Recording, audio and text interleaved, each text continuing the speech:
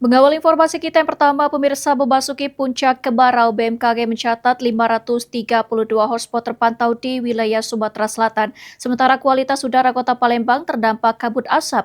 Konsentrasi PM2,5 tercatat lebih dari 2 kali lipat nilai ambang batas.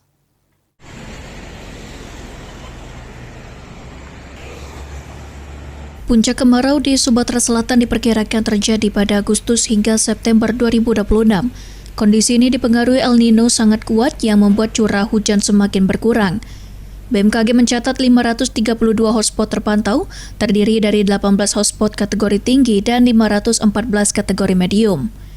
Dampaknya, kabut asap terdeteksi di Kota Palembang. Pemantauan BMKG 26 Agustus mencatat konsentrasi PM2,5 mencapai 128,88 mikrogram per meter kubik, jauh di atas nilai ambang batas 55 mikrogram per meter kubik.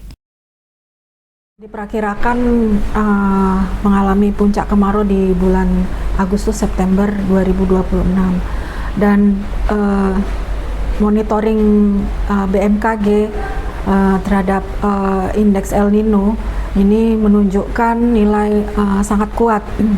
Hari ini sangat berdampak signifikan terhadap kondisi musim kemarau di Indonesia dan juga di Sumsel. BMKG menghimbau warga mengurangi aktivitas di luar ruangan, menggunakan masker dan tidak membakar lahan. Muhammad Aidil, PAL TV.